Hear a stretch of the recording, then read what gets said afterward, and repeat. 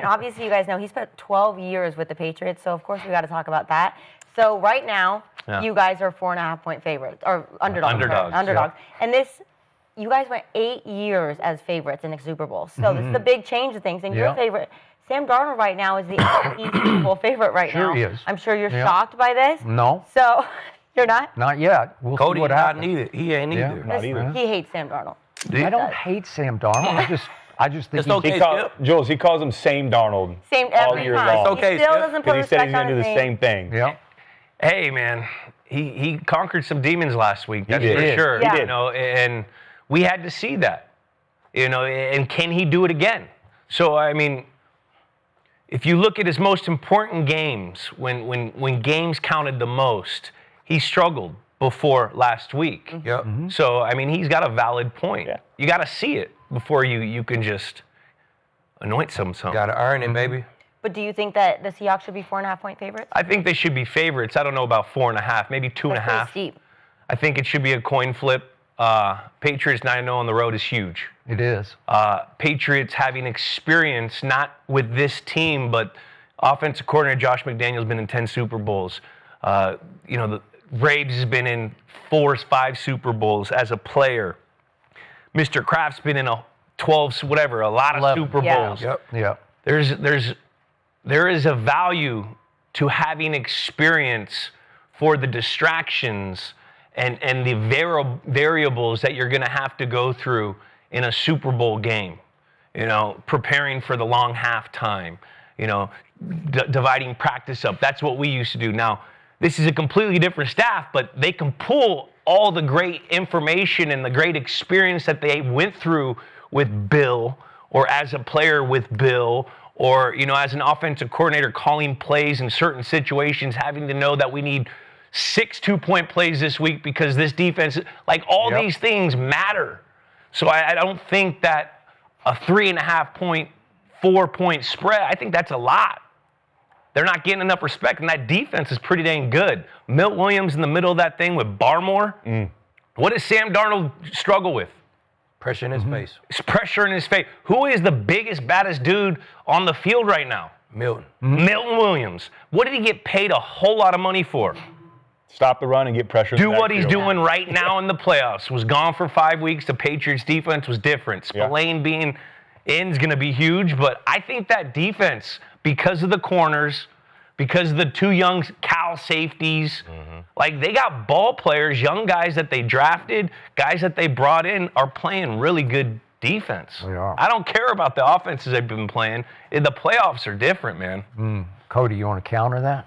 No, I mean, I just talking about Sam. That's been my biggest thing all year, too. And everyone says, well, he hasn't performed in the playoffs. I think because of how long his career's been, we forget that he's only had 1 other playoff game. And yes, it was bad, but even though, you know, he's been in the league for a while, he's still learning right now. And we're seeing him overcome those demons. Last week was huge for me. That gave me a lot of confidence for Sam going into this game. But I've been saying it, too. I'm with Jules on that. Don't sleep on New England. I think it's a lot more close than people are saying. When you look at the media, a lot of people have been saying, oh, it's going to be a blowout. The Stevens is going to shut them down.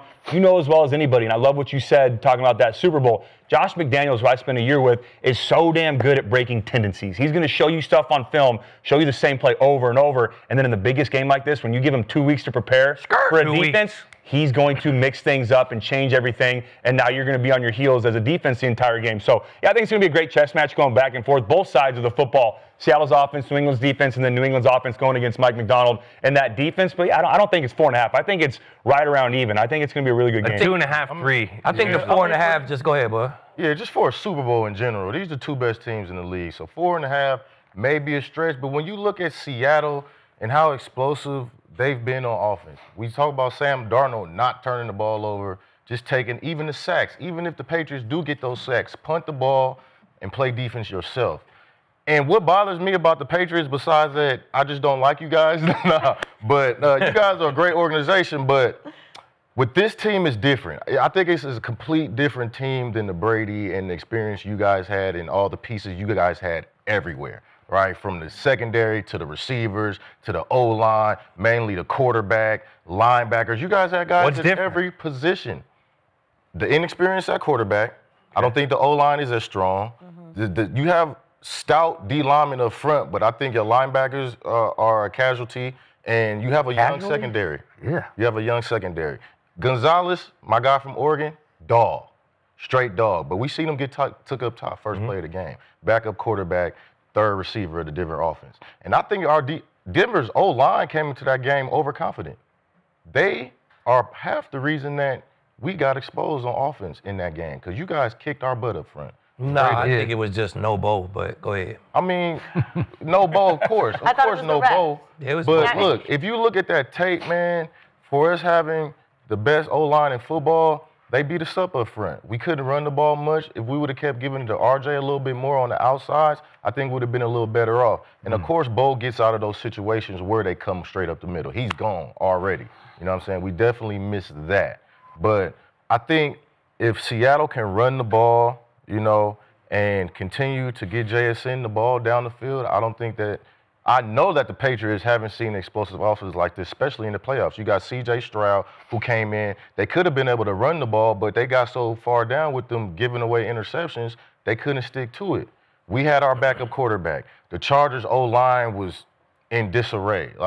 So I'm not going to say it's been lucky, but you guys have definitely been fortunate on your road to the Super Bowl. And that's all I'm saying.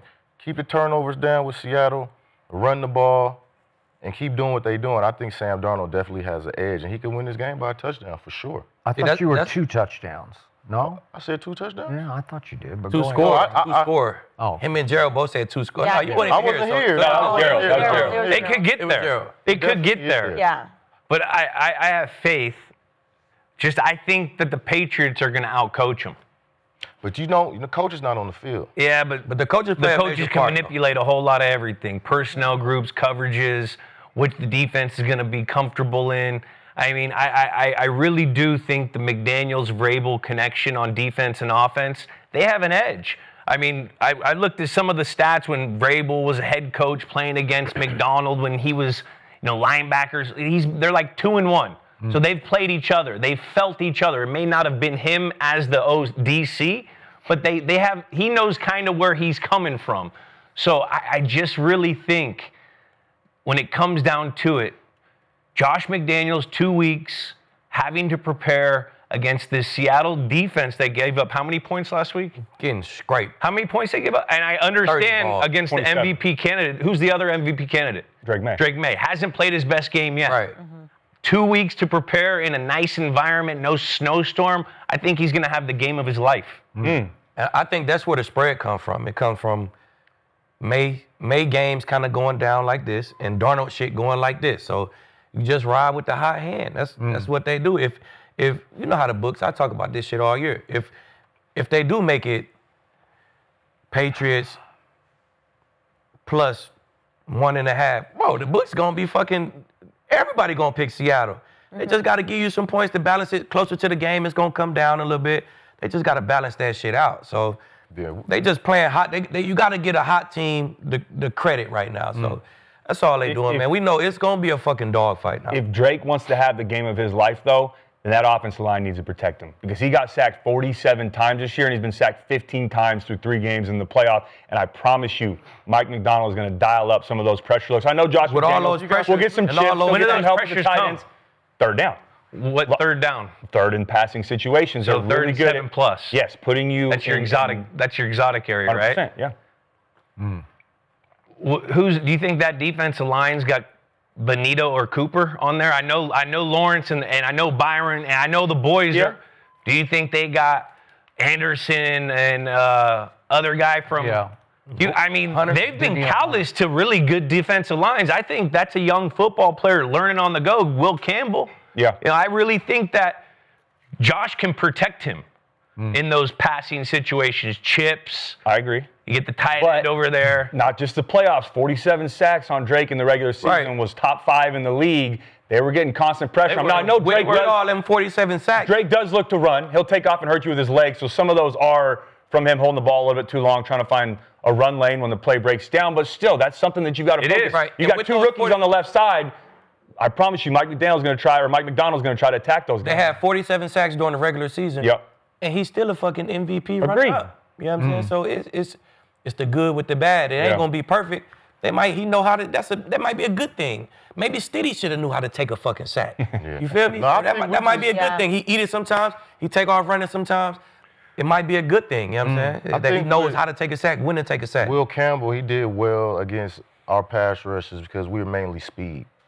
When he has to deal with speed and power, it's more of an issue. And I think that's where the Seahawks D-line may be a little bit better because we always talk about matchups. It ain't about what you did against this team. It's just how we match up against each other. That D-line with Leonard Williams in the middle, you know, they're pretty formidable. So it is going to be exciting. It's going to be, you know, a game to see how the back and forth goes and, you know, what leaks for each team in this game. But I definitely think the 4.5 points is, you know, I know, Cody, you've been pretty stern this whole time on Seattle. Now Jules is here. You're kind of like, it's going to be tough. It's going to be close. I said last week. I think Kinsey. Right? No, I'm like, no. Take it a little bit. Hey, check the tape. Big brother had to come on set. Big brother had to come on set. Hey, check the tape. I said last week that I think Seattle is a favorite, but don't sleep on New England. I've been riding with New England all playoffs. I'm the only one on this couch that picked them to beat the Texans. You know, we were sitting here talking about it, and you guys thought they were going to run out of that luck. I said, don't sleep on New England. So, and I was with the Patriots back in 2019, so I've got some love for the people back in Foxborough. Man. The one thing that Seattle's not going to be able to take advantage of, which they've done all playoffs, is an incompetent special teams unit, a non-complimentary football. They're playing a team that's like designed like them. Yeah. The New England Patriots, if they, you know, they can get an explosion play on with Marcus Jones on a punt return or on a kickoff. They can take the ball away with there's a whole lot of similarities with how these teams want to play. So if it becomes a nitty-gritty, you know, grindy game, you're going to take Drake May or you're going to take a guy like Sam Darnold, who, when those kind of games have come, in important games, it's, you know, that pressure in the pocket with Barmore and Melton. Sam's my guy. I know. What you want about First SC Sam. quarterback never being a ball. I mean, you guys got to stick together. Yeah, we got to ride together. He make plays, man. He's got 30 wins, though, in the last two seasons. He's made plays the last 3 tough spots. Yeah. I know, but and we just talked about this with Eli. You don't win 30 games. I know it's a completely different team. I know it's a completely different regime. You don't think Sam Darnold that night when he found out he was playing the Patriots started seeing ghosts? I love that fact. A little bit. The ghosts. You don't think this is a perfect fitting too? Like that game. You don't think he had a nightmare? I'm seeing ghosts, and now you're playing. You don't think he had a nightmare? I don't think so, man. I think he's learned from it. So I think it's helped him going through that. Yeah, go ahead, Skip. Let me talk about the player I allegedly hate, Sam Darnold, the runaway now choice for Super Bowl MVP. So here's the truth. The public is overreacting to one great game, and it was great. And I told you, I give him his flowers, but I don't crown him because there's still one more game to go, the biggest game of his life, against a really good defense and a really smart defense. So look at Sam's year, start to finish. He got off to a really good start until week 5, and Baker Mayfield visited Seattle, and it went to the wire. And what did Sam Darnold do with 54 seconds left in that game? With the ball, he threw a pick to Levante David that gave the visiting team a walk-off field goal. That was classic, vintage Sam Darnold, right? We came in here and talked about it the next day. When we hit week 10 through week 18, he really crumbled, and he finished down the stretch 9 touchdowns to 9 interceptions, and finished overall in QBR, your favorite stat, Aqib, he finished 19th in QBR. So I can't call that a great year by Sam, but then we get to the first playoff game, which was the second game in a row against your 49ers. And what did he do? He threw for a grand total of 124 yards, and he went along for the ride, and he game managed because they ran for 175 yards. Scored a touchdown on special teams and all. They did. Congratulations, game over for your 49ers. So then we get to the NFC Championship game, and he did play great against a team that he called out again and again on this show for having no corners. And I don't know what happened to Emmanuel Forbes, who was their starter. He didn't even play the first half of that game, right? He was hurt. He was hurt, but then he came back and played the whole second half, and he still looked hurt to me. So they don't have either corner, and Sam's just going up and down the field. Cody Durant. He ball all season. Yeah, but play corner. He played safety. Yeah, and Durant. Yeah. Yeah, and Kobe Durant was the guy on corner. He was on Cole Kmet in the corner of the end zone, right? On the Caleb throw that was the greatest throw we'd ever seen. And you said if you were Kobe Durant, you got to just stick to your guy and not get lost looking for the football, right? Faster. Okay. All right. So He was on the tight end. He played safety, but No, yeah. Okay. he So might be guarding the tight end. so here's the other thing. they don't fucking play safety. Here's the other thing about the Seattle Seahawks. I saw your man Tom Brady the other night. I think he's on Fallon, and he was talking about this Seattle defense is all-time great. That was a quote from Tom Brady. And I'm thinking, wait, I just watched him in the NFC Championship game give up 8.3 yards per snap. Every time that Matt Stafford snapped the football, he averaged 8.3 yards per game. Okay, that's a lot, man. That doesn't sound all-time great to me. Talking about the NFL. You're talking about Sean McVay, Stafford, Okay, Cooper, I'm just saying- That's the one Tyron. matchup that the Okay. Seahawks had a problem with also. Yeah. But Okay. even in the first matchup, they what was it 13-7? That ain't the one because Baker and them came and gave him damn near a 40 ball. So Yep. No. 38 or some shit. Okay. It ain't the one. So All right. So what did we see from your young quarterback? He put up MVP numbers, and I thought at the end of the year he deserved MVP. And yet he had to just go through Jesse Minter's Chargers defense, and then D'Amico Ryan's Texans defense, and then these guys have been just beating me up all year about this is the best defense in pro football, Vance Joseph's defense, right? Damn good. They are. And he had to figure out how to win the game with his legs instead of his arm, in part because of the conditions and in part because that's just the way the game went. Did he do that? Yeah, he did that. Is he a special kid? He is. He's a special kid. I think we can all conclude that. I think we have a big enough body of work to say, you got a quarterback, man, right? I agree, yeah. Drake has played great. He's exceeded my expectations for year 2, year 1 with Josh McDaniels. Yeah. I knew that he would be a better product this year than he was last year because I knew what he was being taught. And I knew who was teaching it to him with Josh. I knew that Josh, with his protections, Yep. putting more on the quarterback. Yep. I know he was in a West Coast offense last year. Those are kind of like, those offenses are great. But they're less dependent on what the quarterback sees unless you get the hybrid with, Matt Stafford, who has a drop back pass game and that West Coast, first 15 thing that they do. Yeah. So I really do think that he has exceeded everything that I thought he was going to do. And when you get to a point like this and you're playing in a game like this, confidence is a crazy thing. These guys believe they can win.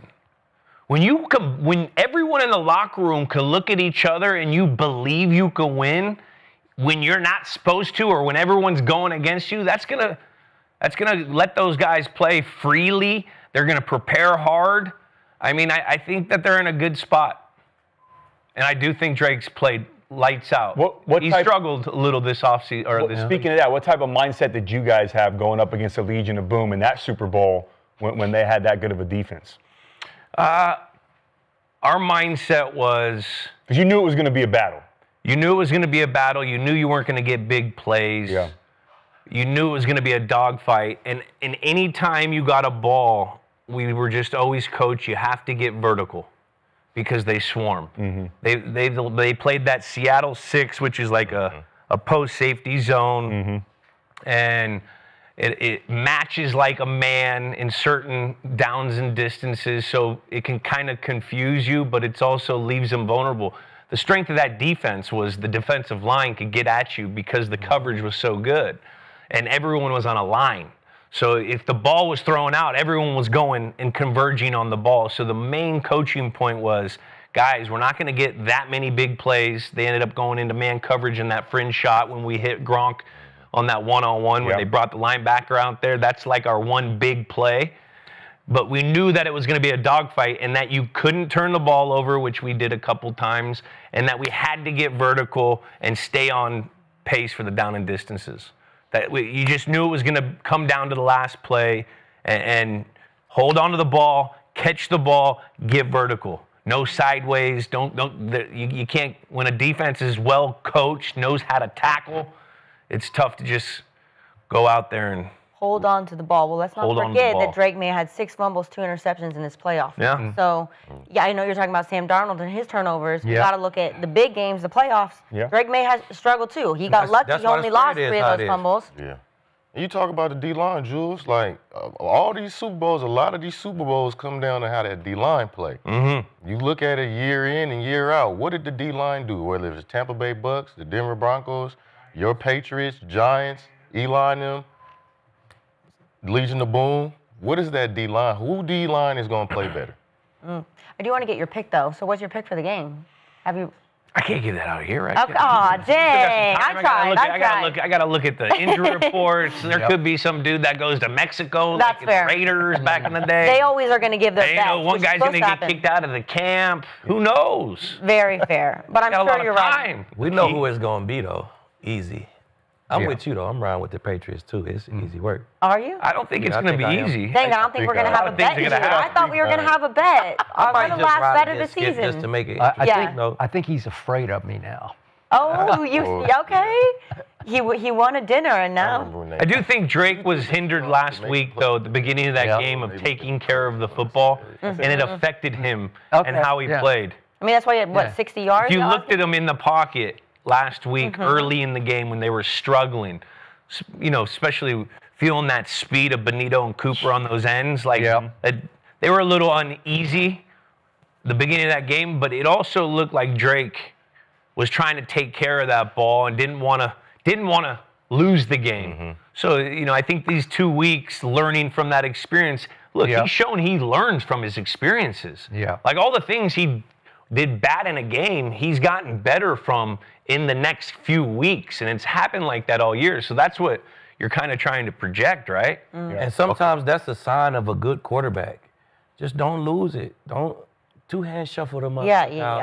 Hang on to the ball. You don't got to do all that. You know Especially when you got defense. Lean on your defense and protect the ball. Take your shots when they're there. And just play safe football, man. Well, even on the quarterback draw that he scored the touchdown on, when he got to the goal line, he did this. Yeah, you could tell. Yeah. So, I mean, if Seattle do start putting up points, do you trust Drake May to be able to match Sam Darnold? He did it before. When? I mean, he got games this year. But what was the strength of the opponent? Let's look at the strength of the opponent with the Patriots this year. Well, and Skip, you're talking about... Shit, they beat the Texans. They beat the Broncos. Okay, but they beat the Texans when C.J. Stroud was, lost his... Hey, Drake May was a played deer in against C.J. headlights. Stroud. He played against the vulnerable Texans defense. Well, he went down and got 3 buckets. His damn self. I also think the Patriots, very similar to how our teams were, they don't call games to light up the scoreboard or to light up the stat sheet. You're literally calling the game complementary, offense, defense, special teams, on how do we get one more point than the other team. That's how I try to explain it. Time is more valuable than points in this situation. Yeah. Let's take more time off of this. Hey, this situation on this 4-point play, this is going to be a quattro situation. We're going to go we have 4 downs to get the first down. There's all these things that come to account where I think the Patriots call the game a little differently. All right, let's move on, though, because there is a subject I want to ask you about, because Skip has said on the show.